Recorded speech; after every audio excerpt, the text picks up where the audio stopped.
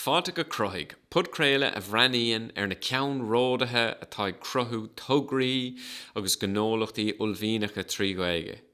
Is mise daithí de butléir, clár bhanistóir Ghaeilge trí sé cuaig, clár nuálaíoch Ghaeilge údrás áitiúil bailíoch lia. Támad ag tús ré nuad an Ghaeilge, ré na cruthathóirí. Fálamó me seán na céile agus cruthaómas le céile, taucí leis an aige mar crí faointe de. Inniu tá Cris Bhriain linn, ceann ródaí a inseoí doing faoin Coille inar chuirsaí an tain ionad cuaram leanaí trí Ghaeilge I maileach lia bhun. Fáilte Jack Cris. Gur bagad. So, just inistum beagáín fút féin I dosa chama. Cinnte. Is mise Cris Bhriain, Tom Machlónaí Ghaeilge ásaí lena blianta ach is lachrán mé.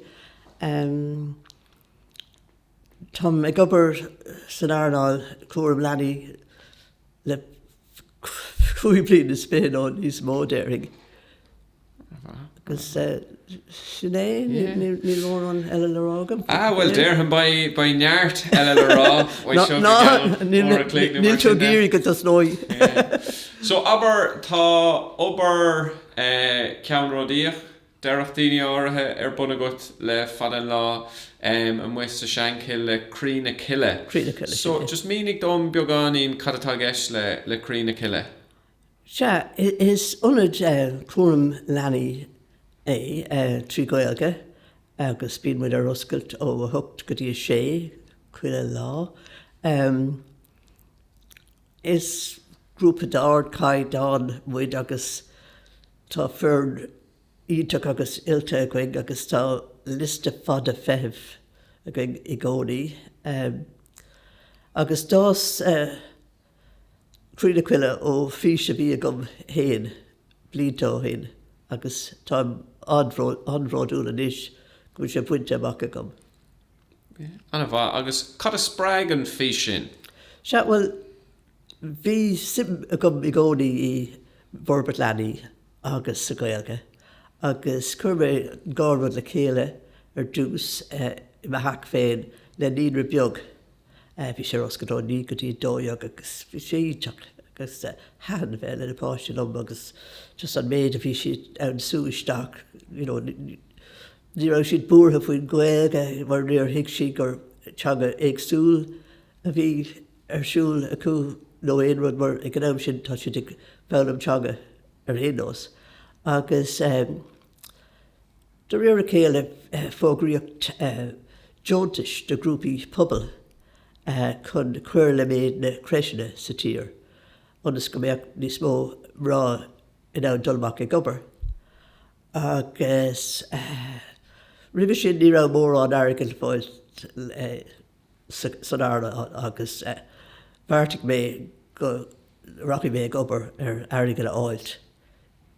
Dá sé an céal agus dá ionad nua le Ghaeilge a bhunú.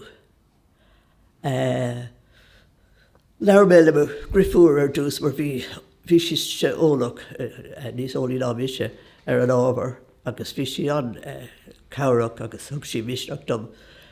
Agus an sin leabhar mé le tistí a bhí gom san níonra drám ionach a bhí ann agus bhí cuid acu sásta teachtar chuiste lom. Agus bhí siad an dígrasach agus bhí an crack a gcuing le ar na mílte cruthaigh a bhí a gcuing. So an céad rud a bhí orthu go dhéanamh ná charitable status a bhaint amach agus an sin plán gníomh plán gnó plán gnó a Cruthaigh agus an sin chuiristeach an méid bhí a lán ceiste le raigart don iirtas agus rinne mar sin an sin ní raibh airgid nó aon rud a chuig. Just bhí mar tusnú gan táda dá riar ní rá agus chuaigh mé chun búra le daoine sa córa gúnta áitiúil dún líre agus bhí mé ag lorg siomh ag an ann agus dúirteach siad go minic mé ach tháinig mé rais agus bhí dhearra fuair mar lís fad terme sif áling. Agus sif áling é. Ní ra fiver bit leis ach nach féidir carda dolisteach agus witness asal sin.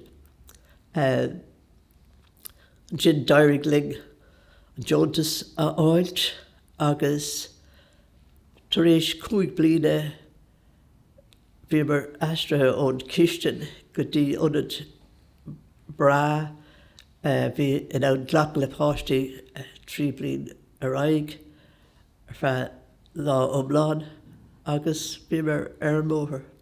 Arouse agus is scale iontacha town and aber Bhriain kind of nor sweeney into sheer and Bhriain rudder le a harle nu, you know, Bhriain kind of tipping point in a north to right coffer seo a yenov cause ag éisteach let near hánig sé gan straw.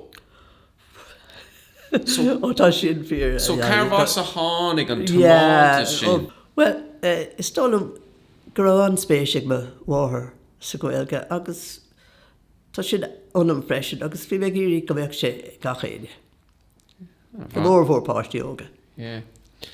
Agus aber nuair a bhí an smaoine bhgat agus thosaigh tú ag caint le daoine mór hímpelart an raibh siad a rá Cris tá tú as de bheabhar nu raibh siad a rá bhí a lán na daoine rá nach féidir a héad géad mar rud mór mílteach a bhí ann.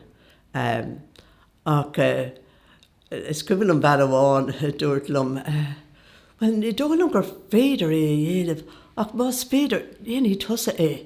So bhí an cáród ann agus just ní ligim le rud, ba bhean rua mé ag an am sin agus just éon rud or chuirm má bheon ann, caiis an rud a hála agus bhí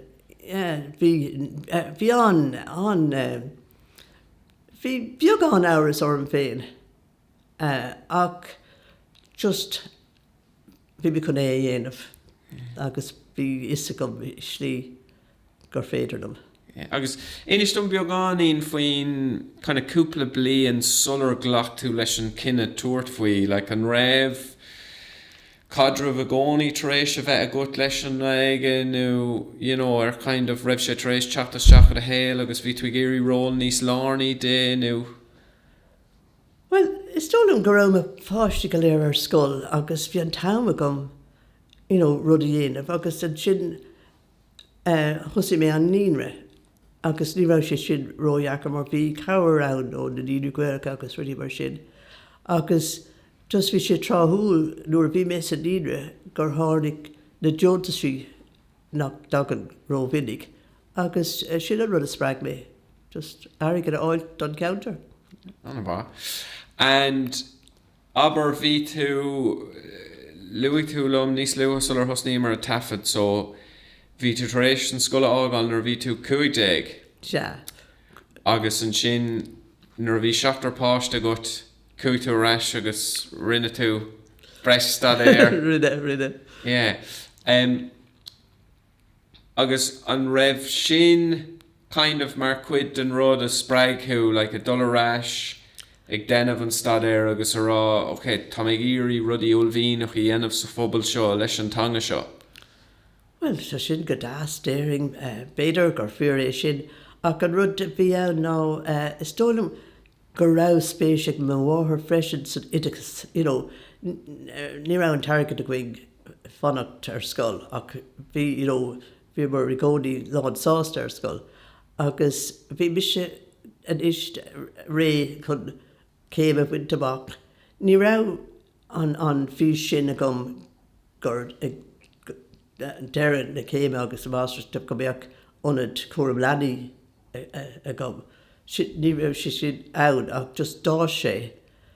Just mar bhí an níonra gom agus mé ag stad ar mar céim ihe bhí ann. Agus just gur tháinig na Jotasí mar dúirt mé hena. Agus just cap mé gur deis ítach é. Na rudí a bhí an mós spéise go bhhain a chuir le chéile agus a úsáid I me counter féin ar wathe le páistí agus tiisbethóirí. Agus aber, so luigh tú na Joantais a bhí ar fáil an tam sin, an raibh mór an takeíochtaí eile timpeall le an am bíoch sé takeíochtaí a bhí teacht an stát, nó takeíochtaí a bhí teacht an pobl, nó na daoine mór himpealart, nó... Well, is dóilm na tiisbethóirí bhí a lán takeíochtaí tacht, agus na McCord's sa counter, bhí na mílte fundraisers a Ghaeilge agus rudí mar sin, agus bhí daoine stása takeíocht lom, ach ní raibh mór an ag an am. Ní dóilm ar aon os go raibh takeíocht airgid, beidir go raibh takeíocht, bhí cuasaí ar siúl I gcomhar leanaí agus rudí mar sin. So bhí an níonar agat, sin an céad céim. Agus bhí an lán cóide gom gur stúrthóir níonar iad.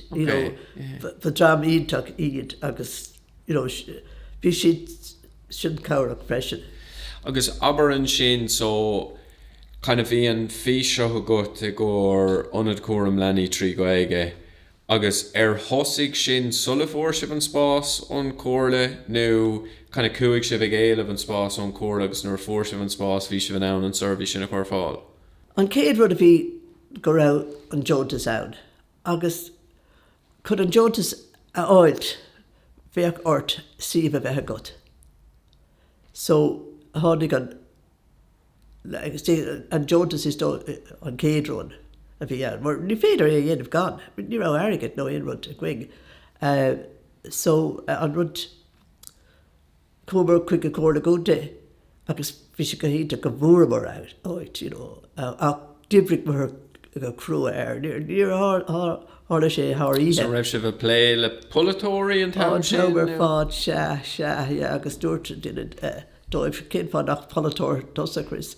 Ach, bhí mar, just ag scríb riomhfostan ag impú orthú dá rire, agus ag Ag an tam sin an raibh kind of liste feitheamh agat agus raibh tú rá lucht an trucha tailigh seo ag éiríonn service, nó conas a ráibrig an cinlín facta sin. Yeah, well, bhí mé ann a rá an rud a dúirtú go raibh tistí agus páistí a Ghaeilge agus go raibh siad ag éirí dul a ráig agus go raibh éileamh ar cuairm le umláin ar an am agus dúirt mé ló gur, gur féidir lom sin a dhéanamh agus go bheadh níl an smuoineh inis ar bheadh an cóirle ag bhaint maithas as go raibh an rud ann ar siomh a thug siad dúing gan éon custas airgid, níor cuirme sin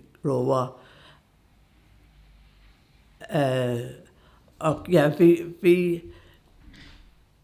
Bhí cabhrón na daoine áitiúla agus cúca céine caint le chomhlóirí agus, an sin fuair mé cura isteach nuair a bhí an rud á phlé acu agus bhí mé ann agus bhí siad ann mé eiscint agus dúirt cuinte na daoine na cóirí cé go tácht agus a bhí cuairm leanaí agus có tráthúil agus scacrúd agus fuair mar agus sin an rud bhó dá rire. Agus is mór an rud spás agus an tábhacht atá le spás agus spás gur féidir fís a léirú dó, agus sin is rud anna cuachtach atá sin. Sin ní raibh ann ach fér ag an am agus ach is acra méad mór talamh. So bhí an, deis mór a Ghaeilge rud ítach a chur agus fuair mar curmar sús log cabin agus stólam gur éireann na rudí sin le páistí agus an díoblacht agus scacrúd. Just bí an táling. So aber fuair an spás a fuair sibh ar just tugach spás fullmhdíobh agus bhí ormh sé oibriú amach chunas gachrod a álas teach ann agus gachrod. So ní forgnamh tógtha bhí Oh, ann. ní agus bhí oring cad planála áil freisin agus ní raibh sé sin ééis ga go irid. As aber tú a pléile na rudí seo ar fad agus seo rud a fáim simú so tá ag lorg Joontas agus a pléile sin chorus polytúil agus an sin a pléile cead planála. Like an raibh na rudí sin ar fad casta nó cén cinál mion is just seo rud eile gur gá oibriú amach nó. Bhí siad casta agus well bhí an níl siúil an tam ar fád ach bhí an rud a thug bhisteach dom agus bhí an Criste ítach freisin an cabhrach agus gacrod ach bhí sé dachar ní féidir am nach rá. But conas gur tháinig tú isteach ar na skillanna sin ar fad cos sin do duine óg beidir atá ag si a muhin sin agus atá fís ag éisteach agus tá fís acu gur bháil óradí dhéanamh. Conas gur ábhar tú kind na skillanna nu an just cinnín persistence a bhí ann just lean tú a pléile rudí go dtí go raibh siad a Lean, agus dánig mé patience ag an áb mar níor hána éon rud go tapí, cap mé go bheith, dá guring litir chuig cóna gúnta go bhain ceann arás ach ní aon tú, thugad sé 3B éon rud áilt arás agus, cap mé go bheith sé déanta gom lárach, nuair a bhúr mé an targad, or níor cred mé go bhúr mar an targad, I mean, sin an rud ba ítí ach tar éis tamil, lí mé isteach ar ní bheith éon bug ar seo ar feadh cúpla mí, agus caiinte dul isteach agus caiint le na daoine agus. Just ní rá sé éasca agus ní dólam gur bhfuil éon rud éasca más rud, muna bhíon airgid gut agus más rud commórna sin, a dhéanamh a gut. Mar dearní ní más fiú ní hagann sé go héasca. Sin é ní mé ná ag chumar sin ach sin í an íorne sin. Agus aber so fáin sibh an siomh agus cé go bhád is gur thóg sé ar an sin an kind of fergnaíoch conas go fuair sibh sin amach. Bhí duine ar an gcuiste agus bhí siise ag iarraí a le héad a chur suas i Lochgarman í féin. Agus dúiltigh an chóirla gúnta í Lochgarman. Agus ag an am sin, bhí mé buinteach leis an bobbal i slíthe eile, agus bhí mé ag crinú agus bhí an fear bhí i gceannas planála i nóníorí ann ag an am agus bhí ag ól cup an té go deire dúirt mé leis cad a ceapan tú faoi sin mar bhí catalog a gom agus bhí an tac sin dúirt sé ba even lom ceann a bheith gom mé héin, agus dúirt mé dá gurí isteach cad planála ar rud mar sin i Shankill. Cad é arthá agus dúirt sin a bhar dúirt am cé fá nach polytóirtas agus cuidigh sé leis an Bhriain Is tí na rudí agus bheith smuoine bhar an podcast seo podcréilte bhí tháinig ar ais cum na daoine a bhí cabhrach gan isdóibh féin a bhí cabhrach sin leis an rud a bhaint amach. An fear sin ní cuiban lum anam ach just bhí sé sin an tá sé sin an na himime mar rud is dócha nach bhfuil éon cuimhne ag fiúr an córá sin ach an tionachar a bhí ag an córá sin ar na céad tapáistí atá talcha tríd de doras ó hin. Sin é, Is na rudí beaga. Is na rudí beaga. Mar a chud a dearann siad scá céile mar an na daoine, so agus aber so tá an spás a gcuibh tá an exotic fergnamh seo an fionn le nimithe isteach and osclaíonn sibh na díirse. An é an rud a bhí tú ag súil leis an sin nó ar tháinig dúthláán chun cín nach raibh tú ag súil leis na luamh líonta nó? Go minic ach ag a dús bhugamar na páistí níre isteach ann agus ní ramar ag oscailt don lá umláin mar ní ra goig ach an tralh a bhí gom Somália. Agus sa sin bheoring tralh agus rudí ceannach agus ar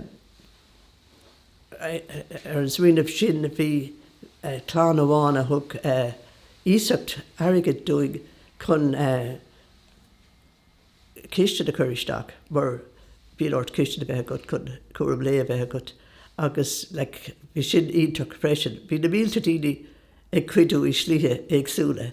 Agus tá greengrab a gcuig don céad lá agus ní ra fér a gcuig, ní ra gata ceart a gcuig, ní ra éon, agus is grúpa not-for-profit is, so thar na blianta chuirmar an targad isteach sa ferglah sa Gardaí agus is dólam tar éis beidir cúite na blianta bhí gacrúd i gceart. Bhí mé sásta go raibh gacrúd i gceart.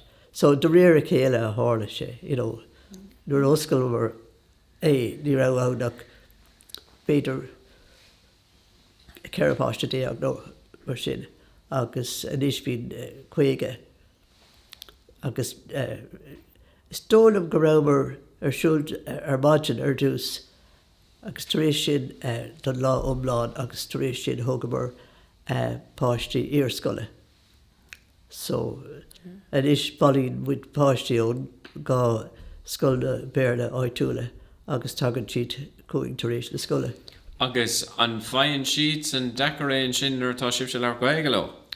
Well, ní dóinna mé agus is féidirling béarna úsáid más gá, ní léon an rud atá ann, a bhuiileann leis an Ghaeilge going ná go mbeadh an páiste ar a suaimhnas agus go mbeadh tú ann de chorpa úsáid chun míú a chuiristeach i rudaí. Mar má derm lása ar bhá leat brísca agus mé chur brísca os de cór. Thóga tú agus ní churnmuid stras ar na páistí rá gur maithe go a Cris. No, tá siad Somália agus iad an rud is cuimhin an céad drama tháinig ón scoil don iarscoil agus cuid dóibh a bhí a going ach nuair bhí siad a lura géin rud chuig siad isteach i líne. Ach ní bhíon éon líne san hídra, What tú géirí dul go dtí an leras, té tú go dtí an leras, má té tú a géirí rud a áilt fáin tú so bhí sé sin an eisteach, bhí siad i gcónaí ag lura cad rud a dhéanamh. Ach le na páistí óga tá curriculum high school a gcuig agus déanaan an páiste a ráha. Níon sé ráha féin ar gacróid, tá smacht éigen ach ní lis a cúcum smacht. Is rána éagsúla ar dóibh a bhí nán. Agus aber sna lua blianta mar sin an raibh sibh lorg an sih ag socrú an ferglah ag oscailt na dír sé. Bhriain kind of tréimh sin go raibh tú rá le féin tá mé crackáilt an seo just níl seo a dul éon áit just bacordam díú ar stuff eile. Bhí go minic mar over tírsúil dá riire agus ní ra mór an fórne a going ag an am ach ní ra airgid a going chun sin a dhéanamh agus bhí tháinig lá go bhíisteach orm go minic ach just chuig mé ráis chuig dáin bheag a chug ma iníon dom agus an titil a bhí ar ná don't quit. Agus bhí cópla don dáin sin i ngach gom agus dúsáid mé chun just tusnú ríist. As cé có táhachtach sos rudí ríis rudí beaga dáin, agus go bhfuil mana agat iad intan ará nó ní mission cinál duine géalan. Ní mission cinál duine stoppan. Sa dáin ná go bhfuil tú níos mó ná le Valley. Ná géalan is. Tá méid sin chur an staach agat. Ná géalan is. Ní le céim beag eile ach tagan céim ar céim. Ach darmid mé ará ag an am go raibh mé ag obair ag a dús bhí mé raibh mé ag obair sa níre, well, bhí mé gobar sa níre nuair bhí sé gom sa bhaile. Ach ní rá airgid chun mise bheith posta ag an níre. So bhí bheirt eile ag obair ann, agus bhí posta gom mar cóirlóir le na níre. So bheith mé dul timpeall de níre, an trochas an siúd ag cuidúlóibh agus rudí mar sin. So bhí seanna go nóthach. Ach, tá sé cosú leis an chicken agus an óbh, mar gan airgid ní féidir daoine a fustú, gan fustú ní féidir an job a dhéanamh. Agus...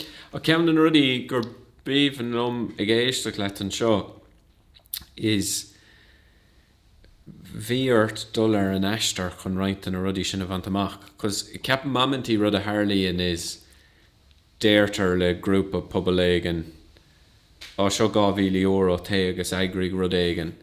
Agus denan si é ach an sin muna bhfuil daoine a tuair €2,000 dómh chun rudí anamh cúpla míní stéine bíonn si rá, sure, ní féile éonar dhéanamh, ní léon airgid a gcuin. Ach tuigeann mis agus tusa, tá tú bhhad níos fearras tosníonn tú le feiceas cruthíonn tú rud éigean, agus sin mar Harlíonn an saoil. Tá an ceart agat. Agus is dóil, cai sé bheith a chrí agat. Má aonn tú airgid, mar bhí cuiite na daoine ag obair lom go Jónach. Agus bhí siad lá an sásta, mar baid tú sásta bhas na rudí sin. Má aonn tú airgid ón dús bhí tú géirí chunas gur féidir an targad a cáibh, just... No, bhí aisling agus bhís agus just bhí me chun is dóinm gur bhí me i gcónaí a géirí rudí níos fearr dhéanamh le a héal. Well, agus ní rá mé sásta sí siar, agus bí or déanamh seo onas gur féidir lom a dhéanamh siúd. Well, is got bhí me gobar le na níomhní onas gur féidir lom cuidú leis an le Croí Coille agus rudí mar sin, Agus na daoine an sin a bhí ag obair agus a cabhrú go Jónach agus stíag san ní ar stíag i Croí Coille agus gachrad leis an cuairm lenny.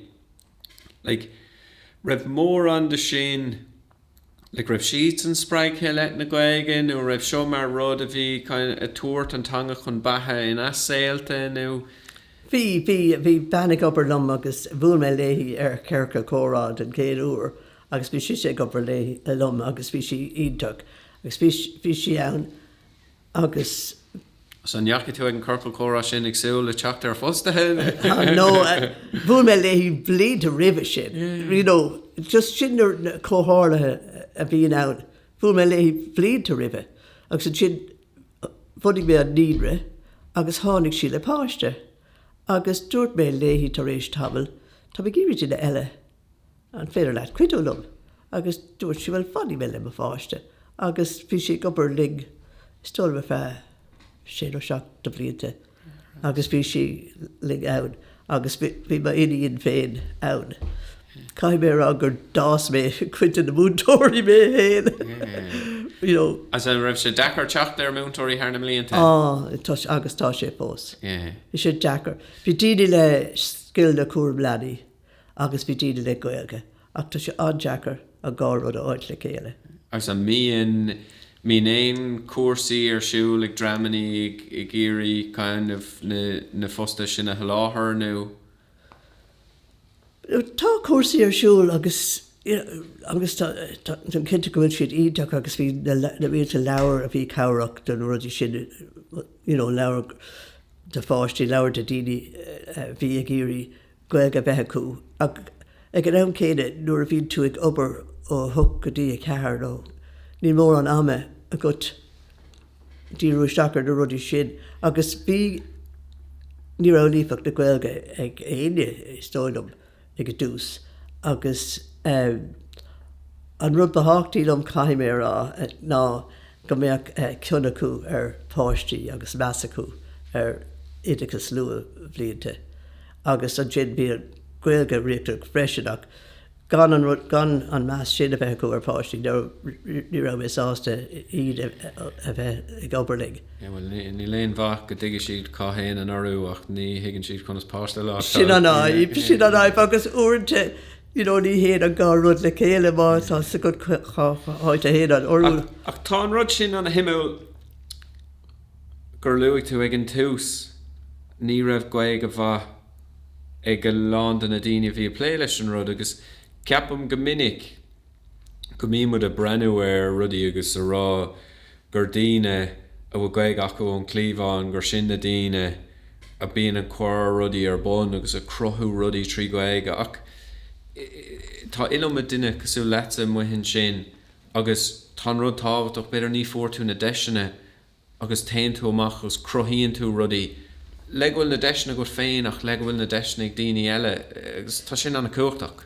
Tá an ceart agat agus is tólam féin gur má tá Ghaeilge agat ón clíomháin ní higann tú an sa struggle a bhíon ag daoine eile Ghaeilge a áilt agus an méid ibre a chuann siad isteach agus an méid measatá acu agus tá sin ná dúra mar tá sé ar de thuile agat ní higann tú gohfuil se dachar agus na daine fórmhór na daine a bhfuil mé le Ghaeilge briste bhí siad san na daine bu dígrasí ag éirí Ghaeilge a bheith cú a bheith níos fearr acu a bheith ag na páistí so tá rud éagsúil ann is tólam gur féidir dul isteach go daid ann beidir gur sin a gur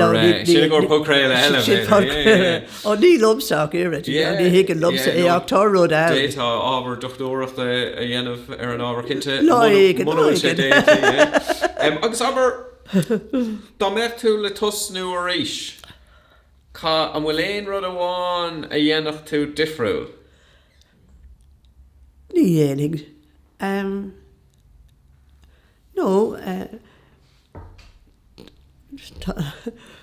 bhil mar nach néing é ach nuair a éic bhar an áit agus an maithe a dhéanaan an counter agus ag na páistí go léir tám sásta go nearna mé é ach agus sin rud ammantí breíonn tú siar bhí sin crackáilte ach an thora ar tan thora os na cór agus fuair mé an méid sin sásamh as ní féidir is a géine bheith acu an sásamh a bhain mé as a bheith le na páistí as a bheith plé le Ghaeilge as a bheith cardú le na tiismóirí as a bheith sprís a Gardaín agus chuid na páistí tháinig cum le tá a chud páiste féidir tacht cum inis bhí duine in daltaí a bhí gom ag gobar mar múntóir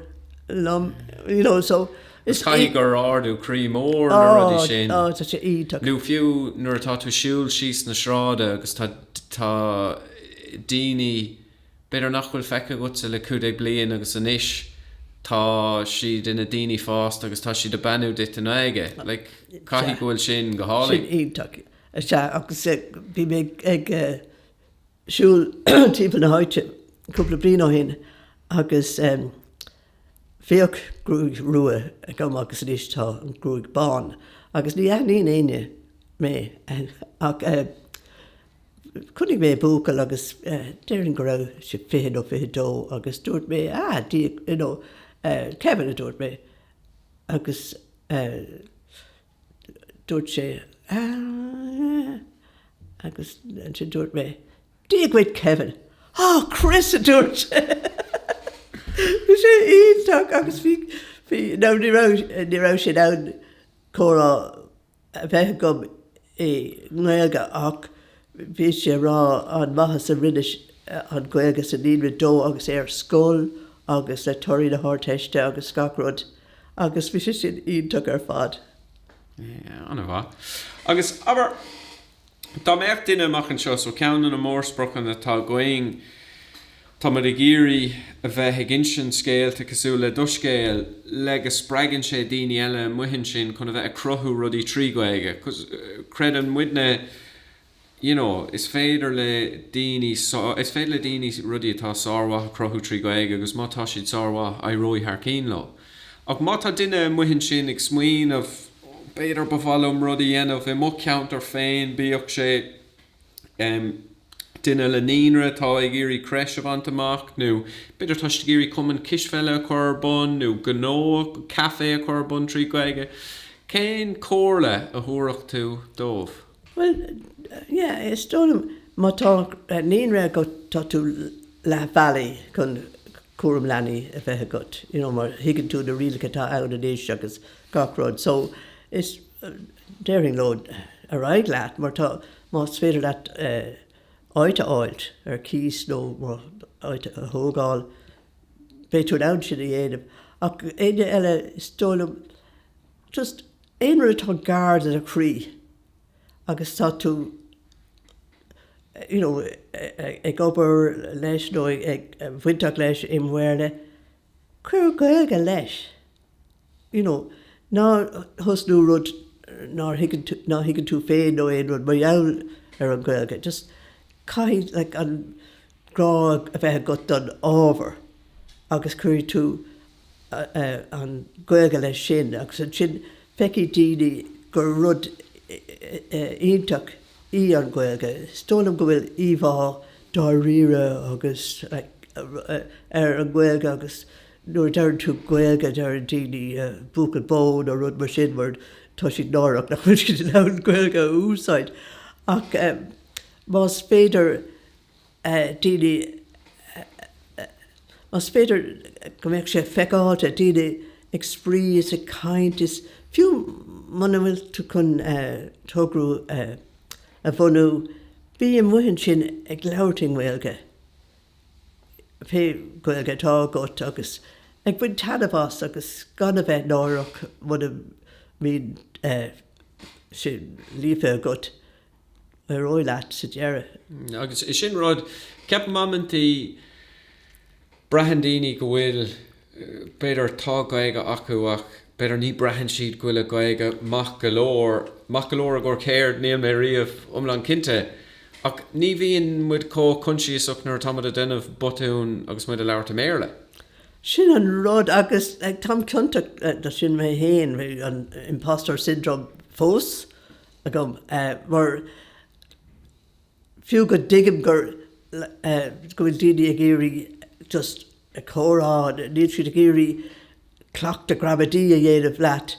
Sin ceann a gcónaí bhíon a gún beidir ba is a gutsa seo. Ní bhíon is a gom riamh an clocht a gramadí nó clocht a gramadach. Clocht a gramadí. Clocht a gramadí, maithú. Téir go dtí an árán a Ghaeilgóirí móra. Okay. Sin ar ólas a No, good. no, Oh, níl. yeah. Ar bhil é Canadún. Oh, no. Níor bháil leat é sin. Ach tá sé ionach. Tá sé gradmar mar úsáid sé gach rud atá dacratí chuig le I Ghaeilge. Agus grad. Téir ar YouTube an is agus éis leis. Tá sé ionach. Ba daoine ná an tar éis go breanín siad ar seo ar YouTube ba siad ná Bhí mise ag lá le chalín chalín a bhris ma Croí. Chalín is áine ach bhí bacha down mar a chuid gramadí. Okay, right. An cén rud a churis dagar ná ní rah an gramadach I gartaí. Ach aber an sin cén ag smaoinmh ar an aistir ar bhfuil tú tar éis a bheith le tamil a bhblianta cén scéal is mú a seas leat. So cad éon an kind of scéal is mú a bhí a gut ceapan tú a cabhraigh le de Herbert. Is dónú níor smíli mé seo ar sin hena ach is dólam an rud atá anna an skill chun skillanna daoine eile a úsáid agus go liganta daoine caint is málum agus mé ar Christe is málum duine nua agus de smuointe a bhí ag an duine nua agus tá mion oscailte is dólam a gom agus cai mion oscailte a bheith agat agus ní bhíon a gach éine bíon sais plan ann agus bhíonn siad cuiste chun an plan a chuir Greek ach ní aíon an plan ach tháina blianta tháinig na suite is fearr comá daoine eile. Ach just bhí mé ná níide sríomh le chéile agus rud a dhéanamh leis. Agus sin rud anna hábhachtach bhealach an rud a luigh tú faoi a bheith oscailte. Cos go minic bíon an plán ag daoine agus leanann siad a chur an plán a gréoch. Fiúnar tá sé sulir nach bhfuil an plán ag obair. Agus dá riire beidir bhfuil níos mú de bheon uorhaing nuair tá a plé leis an aige. Bíoch is going cáhfuil na postaí. Nu bíoch is going cad é an count scríbe nó an spruch. Ach bíoch mu a bugad timppla le géirí aigbro amach chun is fáilte. Sinné agus má bhín tú éirí caintle aláin daoine agus ó gach héamh de gach rud. Tá gná bhíon muid a caint le daoine atá ar a héamh féin. Is got, agus ní éiste tú bhín go léir ceantacha sin, ní éisteach tú le na daoine, nach bhfuil ar do héamhsa ach cai tú éisteach le gach éine agus is dólam gur gaithí tú rud a bhaintas freisin.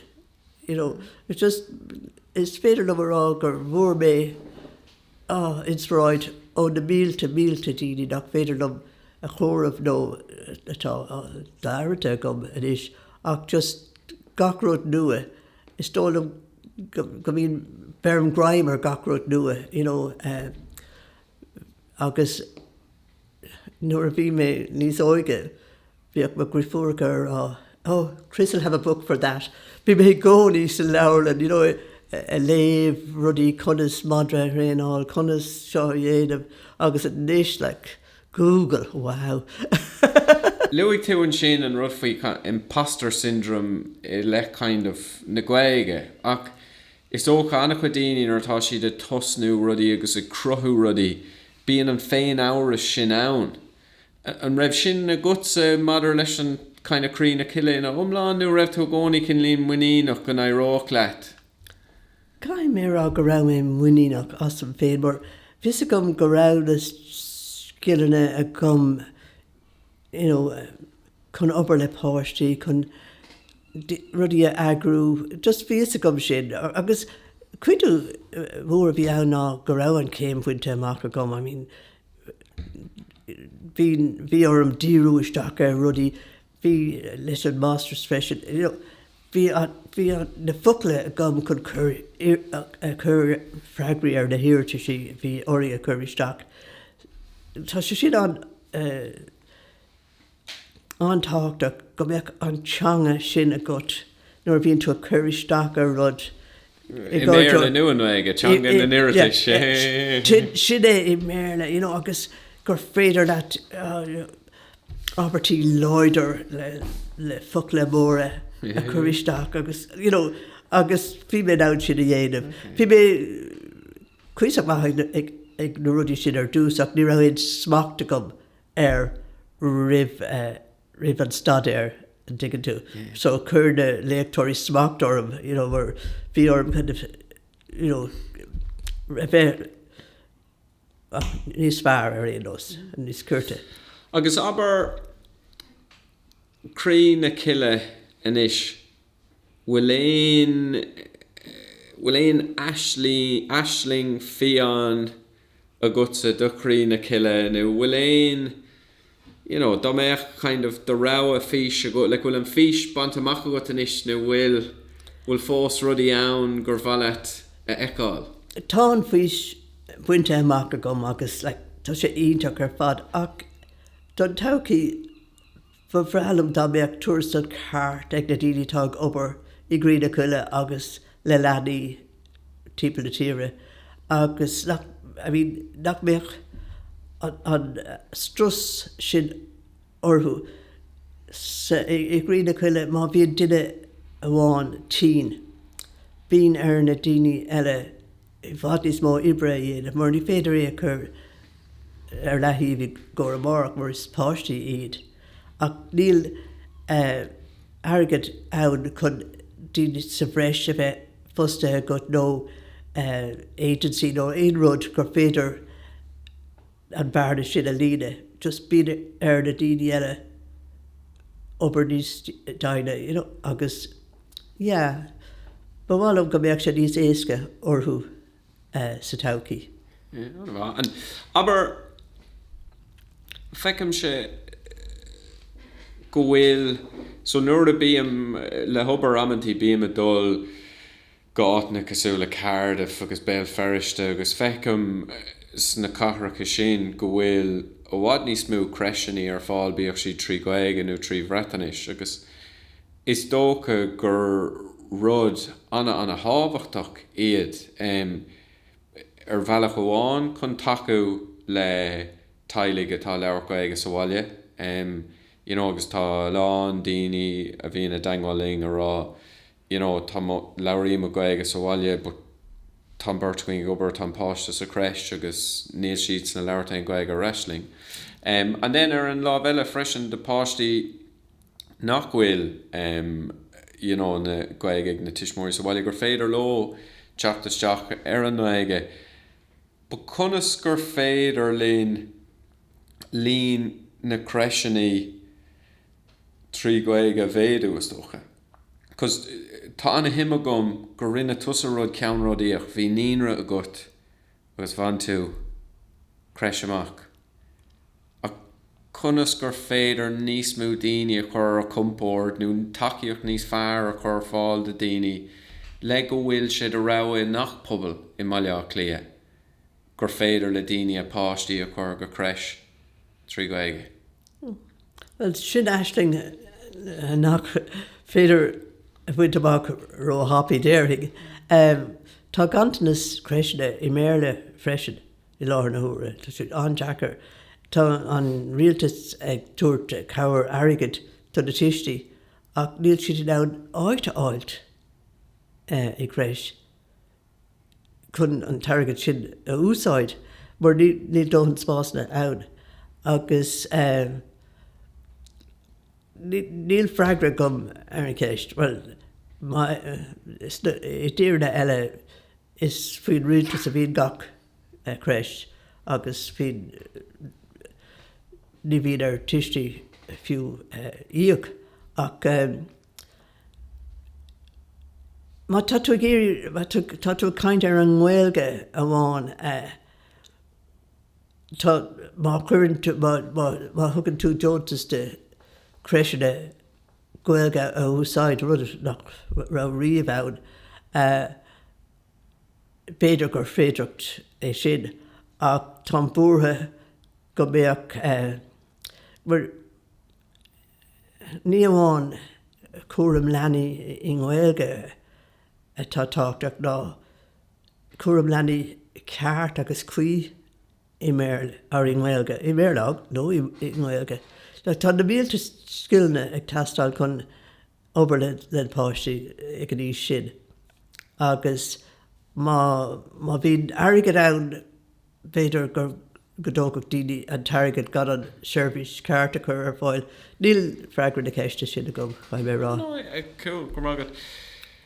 So, just a bugga a rá tá a teachta jo ceann scríbe is tócha gur mór an faoisibh a bheits an sin dit. Ach, just ceistúáin a ritlam agus go raibh a caint an sin is dá méach €1 million nó €10 million a gut amárach agus dúirt duine cais sin ar bhealach a ládróch an Ghaeilge. Conas a cathach tú an airgid sin? Well, is dóilm a cach mé é ar bunscoilne. Bunscoilne béirle ní gála gach scoil a bheith ina Gaelscoil. Ach dá méach slí gur féidir le páistí bunscoilne Gaeilge a shealbhú ribh bheith orthú léamh agus scríomh agus litrú na Gaeilge a dhéanamh mar obair mar is tónam ní féidir le páiste óg agus iad ag shealbhú céad teanga scríomh nó rud mar sin tógann sé trí nó ceithre blianta go dtí go mín an céad tanga ag páiste. Ach ar scoil, ní úsáid siad Ghaeilge ar dús céad gábhlín, agus go dtí rang a héin. Agus an sin léamh agus scríomh atá I gceist an tamar fad. An rud atá ann ná an bhfuil siad in ann córá, an bhfuil siad in ann sprí tríd a Ghaeilge. An bhuinead siad, an diggin siad gur teanga bio gur féidir gach rud a dhéanamh inti. Yeah, no, and tá sin like so cumise tríd scoil na bhéirle agus is béirle bhí a leirtming sa bhaile agus dág me an bunscoil ní ra vis a gum cad is brí le bun focla cosú le bhí ach bhí aiste de glamhear a gum faoi timpist. Agus tá sé fós a gum. Ní do aiste bhí ann No, ach go tuban scior car ar móthir.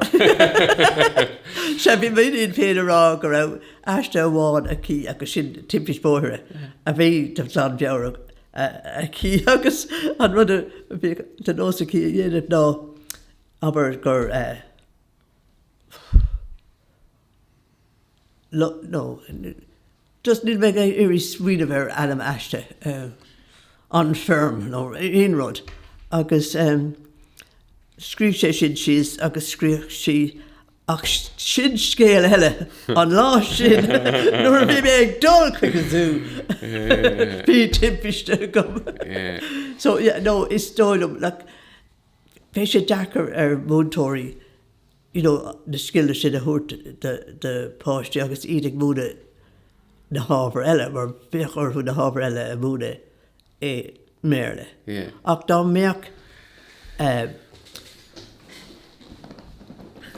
mbeadh seomar nó go faoi le ann an Ghaeilge áit go bhín Ghaeilge go ná teanga an seomar agus nuair a héan na páistí isteach ann ar feadh leathuair sa lád ó rud mar sin go bhíonn siad exprís ag córá in Ghaeilge go mbeadh fógraí ar an mala in Ghaeilge bheadh. Well, rud atá cosúla sin atá feice gom how le Cardiff is tá ifigí sprí acu a héana isteach na scoil na béirle agus a múnan just cluichí sprí de páistí is scoil na béirle trí bhreatanis. Is tólam go bhfuil a lán le feann amán Bhreatain Cinnte. Mar dairig ló. Agus an rud coolla mé nó lé mé trá gur rudí tuc iad na Gaelscoilne ach go bhfuil an kind of go gapadíní ní gá le Ghaeilge bes ag an áscoilne mar jouler sin tá na Gaelscoilne going ach ní airne siad mar sin é sa Bhreatain bhí gnásscoilne chuir siad na móna céine gnásscoilne onas go dteochach an teanga tríd an tuigh tú. Is tócha tá dárad acu hail, ach bhí, well, nuair ní cuimhin nomanis ach lé mé rudí, gur fiú fécadir, mar is tónam nach bachan mór an na Ghaeilge sa gnásscoilne. Rang acu ag rinne mar raibh 3 uair sa bliain ar fad is go. Bhí mis ar scoil. So ní léon cíle sin. Like, aber go bhfuil nach bhfuil Ghaeilge sa scoil.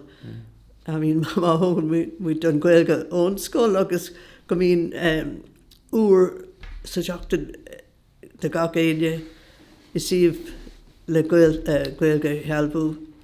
Sin, I mean, tam cinnte goil slí ann go féidir sin iad, bhach níl tuag ag obair a dís. Níl sé obair.